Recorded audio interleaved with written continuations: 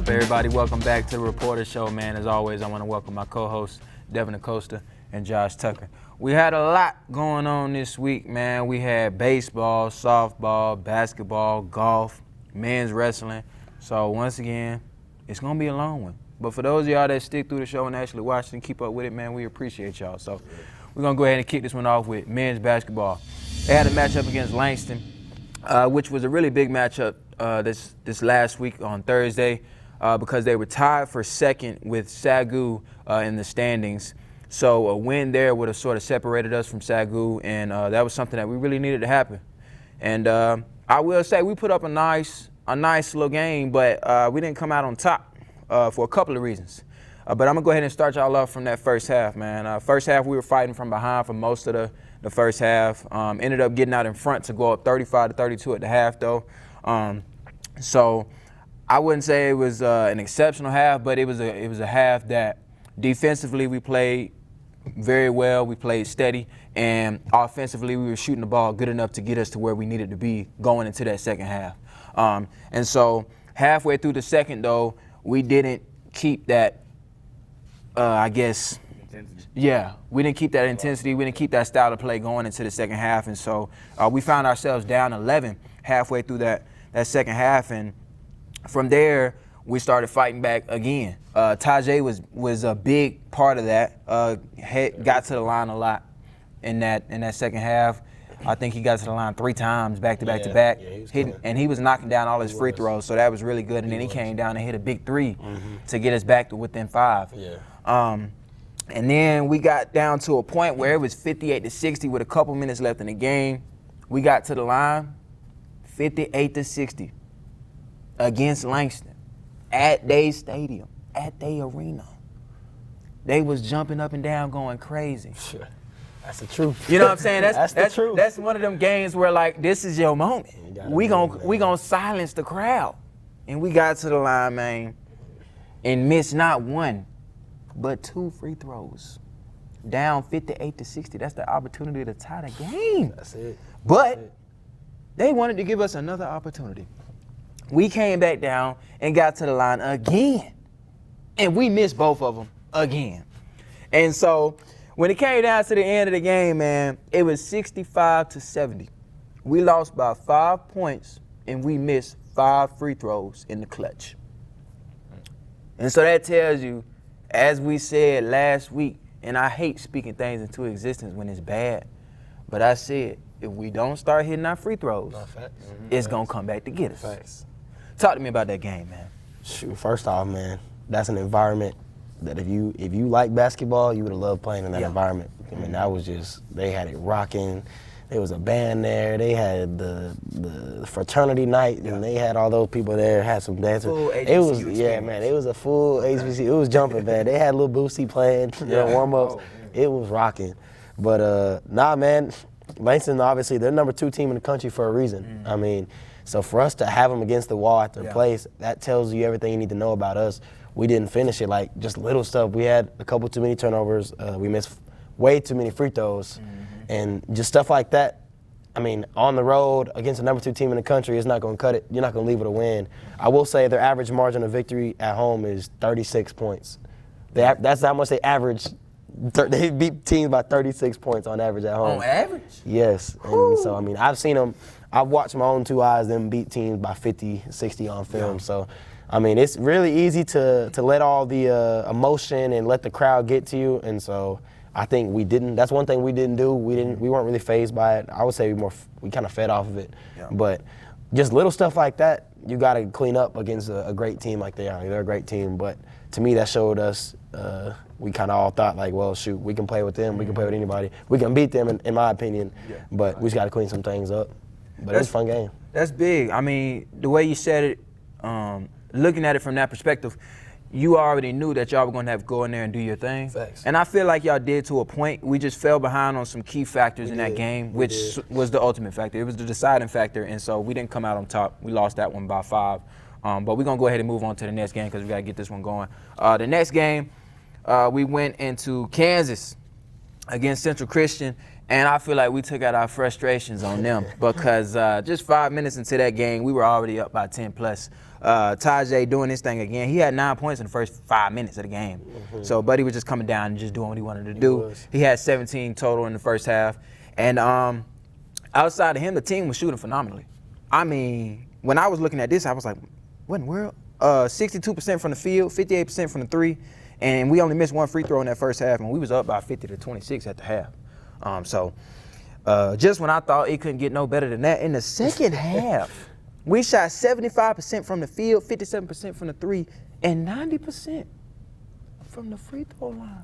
We was hitting free throws. Exactly what was needed. Exactly, bro. That's what I'm saying. And so we scored 55 in the second half. Ended up winning that game 105-64. Some notable players in that game. Tajay had 25. He was 9 of 12 from the field, 4 for 6 from the three. He's been balling lately. For real. He's been balling lately. Definitely. And Brett had 17. Bo had 13, and Michael had 12. And so I don't feel like we need to wrap that one up because I feel like y'all know what happened. We went in there, we manhandled them. Beat them like they stole something, man. Yeah. But the thing is, one thing I'm gonna say is, word around the town for all the returners, it was like a little, we had a little rumor about a little curse that we had at Central Christian because we lost to them the last 2 years at Central Christian. We had lost to them, so we kind of had to go in there and take it personal because man, it's a team we should never lose to. They played us close at home, actually. I mean, they really should have beat us at home, but. So we kind of just got tired of the almost winning the big games. We decided, you know what I'm saying, we need to go out there and show everybody what we can really do. So I think that's what we did. That's exactly what we did. And broke the curse. So hopefully we never go back to that. So that was good. I hear you.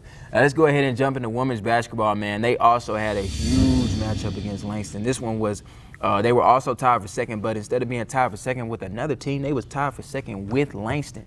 And so this was a game that decided who was going to take second place for the conference pretty much. I mean, it still could go a different way here and there. We got 2 more games left in conference. So let's say they drop a game and we pick up one, we can still take second place. So it's not out the way yet. But this was a really big game to decide what was going to happen near the end of this regular season play. The first quarter was very close, and so was the second. We went into the half down 32-36, only by 4 points, so it wasn't something that we couldn't overcome. And then that third quarter came around, and that's where things started separating for us. They came out in that third quarter, man, and they got out to an 8-0 run. They went up 32-44, and from there, they really took the game away. The third quarter, they outscored us 22-7. So when I tuned into the game, I tuned in the second half, and I saw we was losing by 20 or so, and I thought to myself, dang, we getting blowed out. But then I went back and I checked the stats, and I thought, we didn't get blowed out. We lost one quarter. Yeah. You know what I'm saying? Yeah. The first quarter, the second quarter, very close. The fourth quarter was, I think we tied the fourth quarter 19-19 or something like that. But it was just like, dang, that third quarter, what in the world? Man. Like, what went down? Truth be told, I was in the locker room. Okay. With, you know what I'm saying? I had my headphones on, but I just remember going, you know, I went in the locker room at halftime. I'm thinking, all right, our girls got a chance to set the tone, get a win. And I came out right before the fourth quarter started, and they'd already got ugly. So I'm guessing they just went on a run. I mean, right there at Langston, it's really easy for the Langston teams to go on a run because they just get some momentum and the crowd get to chatting. And then, man, once you start playing off that crowd and they start chatting, man, it's hard for the opposing team to keep up with them. So that's what I would guess happened. But we played with them for the first half. Yeah. I mean, we did. I mean, like I said, though, we're still right there. They're 16-4 in conference. We're 15-5, and both of us have 2 games left in conference. So who knows what'll happen? Yeah. I just say we need to get our 2 wins and let that be that. Control our own destiny. Yeah, exactly. Never let anybody else control what's going on. Facts. For real. And so that was tough to see, but we were shooting 31% from the field, 19% from the three. Still struggling from the three, man. Was there a lot of 3-point shots taken? We took a lot early. I know in the first half we had to settle for a lot of deep ones. We knocked down a few of them early, and that's why we stayed in the game. But I would guess that we just went dry in the third quarter. No, they delivered that by the because I mean, we weren't shooting great the first half, but we were shooting good enough. You know what I'm saying? Yeah, for sure. Yeah, I think it was one of those things, man, where we're still finding our way even through our struggles, and so hopefully we can sort of turn that around when we come back into this next week. But they dominated us in the paint, 40-24. They had 29 points off the bench to our 5. So they had that, you know, when you put in your secondary 5, you got your backups coming in and they're still struggling. That's That's sort of where it comes down to, you know, the fact that y'all can put in y'all people off the bench, and then they put in their people off the bench, but they not even competing with y'all. You know what I'm saying? Yeah. And so it's just like at this point, okay, I got to put my starters back in, but your starters tired. Yeah, they're tired. I mean, they can't play the whole game. Yeah, so when you have a secondary team that can still compete at the same level that your primary players are doing, that's a mix for a good team. And when you're playing a team like that, you got to have it all the way through. It is. I'm gonna give a quick shout out before we move on to that game for the women. I'm gonna give a quick shout out to Taylor, man. Okay. You know, because it started off. Langston started off maybe like 6-0, 8-2. They were up a little bit early. And she went in there, and I don't know if she got a block or she got into some sort of little scuffle and with an altercation with words being exchanged with the girl, and she got a technical. Yeah. So I don't applaud technicals. Yeah. But what I do applaud is that she went in there and set the tone. Like, you know what I'm saying? Like, I'm not scared of none of y'all. I don't care how many fans y'all got. Sure. So I do want to give her a shout out because I feel like it would have been easy for us to just cave in early. Yeah. And we didn't cave in. They went on a run, and we ended up finishing the game strong. The girls did, but I thought she set the tone in the first quarter in the right way. So I'm going to give her a shout out. I don't know if she ever watches the show, but I'm going to shout her out for sure for that. So we ended up losing that one 58-77, and we dropped down to third place in the standings. But that's all right because we went into Central, same thing as the men, and we just took out our anger on them. That first quarter, man, they scored 2 points. 2 points. To our 24. Megan had 11 of those, so she almost had half of our points. And we shot 50% from the field, and defensively, I don't know if we was just locking them up or they just had the butters because they had 28 turnovers in the game. Golly. So I don't know if they just bad or what, but it's a mix of both. Okay. From what I saw, it's a mix of both. Yeah. Bad and we handle business. Okay. Well, we held them to 10 points in the entire first half, so you know we went on to win that game. But we ended up winning 92-40. Some notable players: Megan had 29 and 15, 13 for 18 from the field with 6 steals. Yeah. Consistent. It literally is. Dang. Exactly. Linda had 20. She had 5 steals. Bobby had 12. And she had 4 steals, and Taylor had 11 points. So they handled their business on the latter half of the weekend, just like the men did, and they came out 1-1 on the week. So we're gonna see what happens these next games that we got coming up on Thursday and Saturday. That's really gonna decide what happens. Yeah, right here in the fight. Yeah, they're right here in the fight for second. So that's where we want to be. Yeah, exactly, man. Let's go ahead and jump into baseball. They ended up going to Arlington. Where is Arlington Baptist? It's in Arlington. Oh, I'm tripping. No, yeah, it's in Arlington. It's in Arlington. Tripping. That's on me. They went to Arlington to play Arlington Baptist. And, man, this is a team that, honestly, we played them 2 years ago, and we thought we were going to go in there and walk all over them. Because, honestly, no disrespect to them, but they're just not good. No, they're not. In our eyes. Not a solid program. Yeah. Especially compared to what we produce. Yeah, you know so. what I'm saying? And I feel like they probably had the same mindset going into this time around, and we didn't come out playing like we should have been playing. That first game was a back and forth match. We scored 2 in the first. They tied it back with a 2-run shot. Right after that, they started off the third with a single, a double, didn't score a run after being on second and third with no outs. We started out that inning with a double and a single, and we had runners on second and third with no outs, and we ain't scored not 1 run.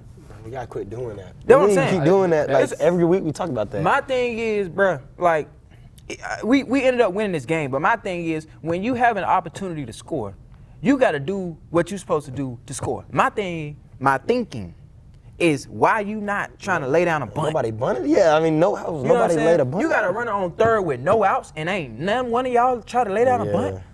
Ain't nobody trying to poke something to the right side of the field just to get the runner in? Ain't nobody, like mentally, I know we go through these drills at practice because I did it.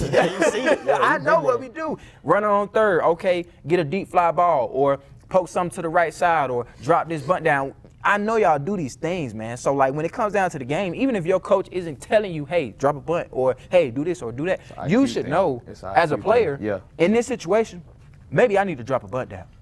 You know what I'm saying? Anywho, I'm going to keep going because I can't stay too long on that. We went back and forth scoring runs. Going into the last inning, we were up 8-5. After a couple hits, a wild pitch, and a pass ball, we ended up giving them runs back and tied it 8-8 in the last inning. So, of course, we went into extras. Liam had bases loaded. and got out of it with a ground out to take us into extras. So Gustavo drove in the run with a single to right, and we scored another on an error by their second baseman, which put us up 10-8. Liam ended up walking in a guy in one of the extra innings to make it 10-9, but he got back right after striking out the next two guys to close that one out. We ended up winning 10-8. And so Rolon Jr. was 3 for 5 with an RBI. Delvis was 3 for 4 with 2 RBIs, and Gustavo was 2 for 4 with an RBI as well. So we out-hit them, which is good. We got the win. It wasn't pretty, but we still got the win. Game 2, we lost that one, 1-2. Biggest thing to me was strikeouts. We had 10 strikeouts. They had 11 strikeouts. My thinking is maybe this is an umpire thing. Because there's games where you do have dominant pitchers and they come in and they striking out everybody. And that can happen. But I don't think that's what happened. I think what happened was the umpire might have been giving them a little leeway, making the strike zone really large, which mentally that can affect you as a hitter. But I think we struggled to adjust to that. And you know, at the end of the day, our coaches used to always tell us, it was just like, you know, it don't matter what the umpire is doing. You got to make your adjustment and keep going. Thanks. And so even if that was the case, even if he was calling everything, I think that we just didn't make the adjustments. Potts gave up 2 unearned runs on 4 hits, 2 walks, and 11 strikeouts. That's a good game. That's a good game that we should win. Yeah, that's a great game that we should win. And so the 4th inning, we made a couple errors that ended up allowing them to score their 2 runs. And we ended up losing off of that. You know, we didn't do much after that top 7. We were putting something together, but ended up striking out to end the game with the runner on 2nd and 3rd again. But my thinking is, you gotta find another way to get the game going.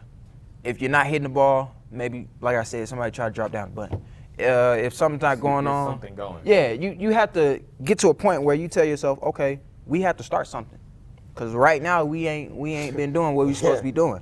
And so that was game 2. We ended up losing that one 1-2. Game 3, same thing. We gave him a run bottom 2nd after a hit, a walk, an error, and a balk. Literally just gave him the run. And then Cooper, after that, had an RBI single. Matt had a sac fly RBI in the top 4. So we kept it going. Game was going back and forth with that one as well. Bottom 4, we opened up with a triple in the error in that inning, and they scored 4 runs to go up 2-5. So we got it back within 1, top 6. We had a runner on 3rd with 1 out, down 1. Didn't do nothing. Y'all got to listen. Cause I know a lot of y'all, so I'm gonna talk to y'all hard. You know what I'm saying? I can say this, cause I know y'all know I'm coming from a good place. Mentally, y'all got to lock in. Like honestly, if I have a runner on 3rd, and it's no outs or 1 out, and I know that we need this run, especially in a 1-run ball game, do it. You know what I'm saying? Don't be playing hero ball. You know what I'm saying? Where you get up to the plate, you got to run on 3rd, and you saying to yourself, hey, I want to hit a home run so we can go up by 1 run. No, drop the bunt down, get the run in. Now it's a tie ball game. Now we can keep going. Yep. Anywho, I'm not gonna keep going off on y'all because I ain't got a lot of time today, but y'all making me mad.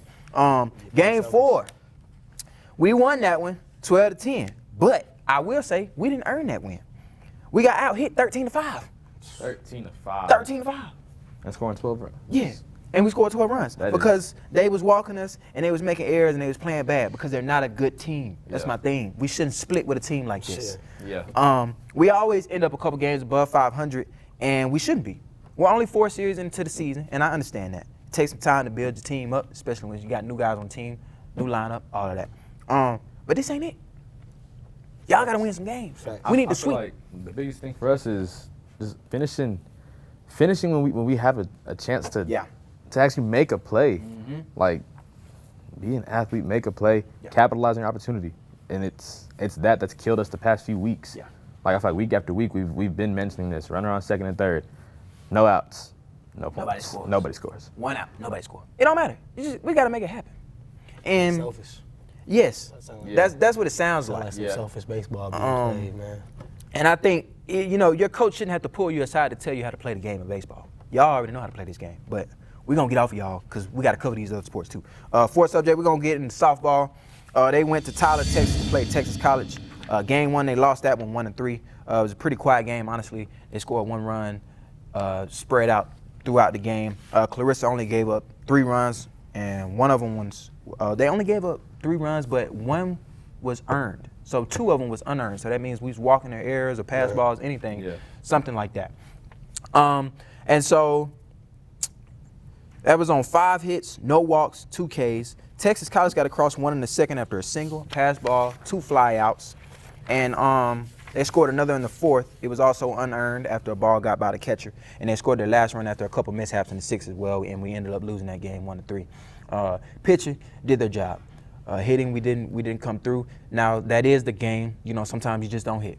I understand that. But the mishaps they got to cut down. You know what I'm saying? Yeah. These are games that it's probably 1-1 if you don't have a walk and an error and a pass ball. You know, things add up. Yeah. You know, and so cutting down those errors, especially in the same inning, it's different when they spread out across the game. Let's say you make an error in the 1st inning, you make an error in the 4th inning. It's not that big of a deal. But when you collapse in an inning, sort of to say, it makes it harder for your team to be able to have that same energy going into the next inning, to keep that energy in the dugout, to keep talking, to keep everybody going. You know what I'm saying? Yeah. Game 2, Michaela was a hit by pitch to start this one off. She ended up stealing 2nd and 3rd and scored on a sac fly to center field by Reagan. Texas College scored 3 in the bottom of the 2nd after a couple errors and 1 timely hit to make it 1-3, and then they scored 2 more runs in the 5th after 3 hits to make it 1-5. I think that they just beat us. I won't say that we played bad, even though we didn't. Yeah, I think they just played better this game, and I think that we just lost this one 1-5. I didn't see a lot of errors. Now then again, it could be different. I didn't see it in person, so I'm just reading off stats. But I didn't see a lot of errors. I didn't see a lot of mishaps. It wasn't like we were just getting up there and striking out every single time. I think it was just one of those games that we just lost. You know, they just played better than us, and we didn't come out on top. That 4th or game 1. Oh, my fault. I mixed that up. So they only played 2 games against Texas College, and then they went to Arlington and played 2 games against Arlington Baptist. And so game 1 against Arlington Baptist, boy, we opened up the floodgates, I'll tell you that. We put together 12 hits in this one, and everybody in the lineup, except one person, got a hit. So everybody was hit. Now, you can't ask for much more of that. So, of course, we scored a lot of runs. In the 3rd, we had bases loaded, and Michaela singled to center field to score 1, but they stopped the bleeding quick with a double play and a strikeout. Which that sucks. But we came back on the 4th and we loaded them up again, but this time everybody scored. Absidy had a 2 RBI single to left field. Aaliyah had a sac fly to right field for another RBI. Ariana also had an RBI single to center field to make it 5-1. We scored 3 more runs in the 7th after 3 hits and a couple pass balls to make it 9-1. Some notable players in this game: Michaela was 2 for 4 with RBI. Ariana was 2 for 4 with RBI. Madison was 2 for 4. Absidy was 2 for 3 with 2 RBIs. Aaliyah was 1 for 3 with 2 RBIs. So everybody was doing their job, and we finally got another dub on the year. Good to see. And bounce back from the previous 2. Yeah, definitely. Amber and Addie held them at bay, split that game up with 3 innings by Amber, or I think it was 3 innings by Amber and 4 innings by Addie. And they only gave up 5 hits on 3 walks and 4 Ks. So game 2, there was no info in that game, so sorry about that one. Can't really cover that with no info. Yeah. But blame that on Arlington Baptist. yeah, exactly, man. I went to their website, they didn't have nothing up, so I was like, okay, well, I guess we didn't get that one. Y'all not getting covered on Arlington Baptist. But yeah, that was good, man. We came out. I'm assuming we ended up beating them in the 2nd game too. I doubt that we came out there and lost. If we did, I'm sorry, but I hope we came out there and won that 2nd game and we split the week 2-2. That would be a pretty good week to come off of. You know, ending the week on something positive is always good. But let's go into this next subject, man. We got men's wrestling. Men's wrestling headed to a dual conference tournament championship between the SAC and the AMC. And Ethan Frank from us had 3 falls to earn the most pins in the tournament. And we only had one that won their weight class, which was Hunter McCarty at 184. But we had 4 other guys that came close. They ended up losing in the finals match. And so with that, though, we had 3 guys that qualified for nationals. So Hunter McCarty at 184 qualified, Alex Pena at 133, and Gabe Gray at 125. So we got 3 guys going to the nationals for NAIA tournament. That's tough. That's tough. Yeah, that's tough. I feel like they don't get, just because on the fact that people really in the south part of the country, we don't really know a whole lot about wrestling, but I feel like they do deserve, some light needs to be shed on them. Like, man, they go in the national tournament. That's not easy to do no matter what sport it is. So that's tough that they're out there representing Wayland on a sport that we aren't as knowledgeable about. Yeah, definitely. And I think a big thing with that is at the NAIA level, from what I've heard, NAIA level has a lot more competition because wrestling hasn't always been a sport in collegiate sports. Oh, yeah. It's been a world sport. Like everybody, Yeah. since the beginning of time, wrestling was a thing. Facts. You know what I'm saying? But it wasn't always that big at the collegiate level. So NAIA was the first one to really open it up, and so we have a lot of NAIA schools wrestling. So they have a lot more competition than, let's say, if you were competing at the D1 level. Yeah. Not saying that, we better, but at some point in time, the more competition you have, the tougher it is to make it. True. So big shout out to y'all three that made it to the national qualifiers. Women's wrestling won't have their tournament until this weekend. So on Sunday, the SAC championships will be for women's wrestling. So I hope to see some more national qualifiers from them as well. We had golf kicking off this weekend.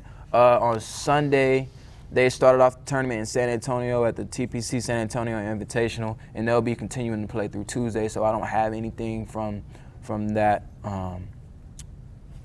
tournament. Thank you. Goodness, I'm trying to get all this going, but I don't have anything going from that tournament yet. So that is all that we have for men's golf. Hopefully, we'll have something for y'all next show to shout y'all out, keep y'all highlighted as well. Probably gonna handle business. Yeah.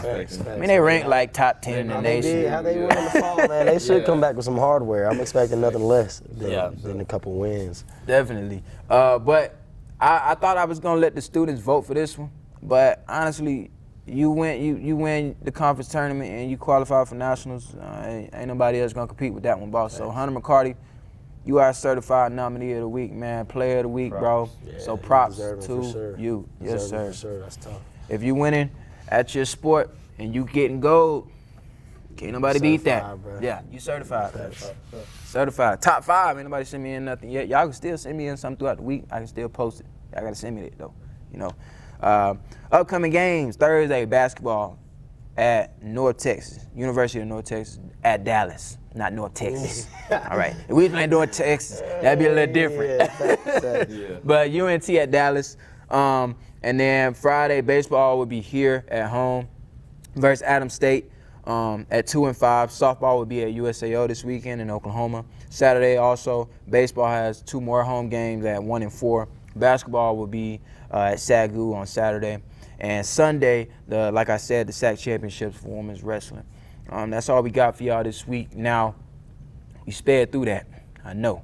But coming up after, what y'all got after the next 2 weeks? See, we got 2 games this weekend. Yeah. Hopefully 3 games next week. SAC Conference tournament. is the following week, right? We take care of business this week. We'll have a chance to have a home game next week. Okay. And then we'll go to Dallas, I believe, and play the rest of the SAC tournament.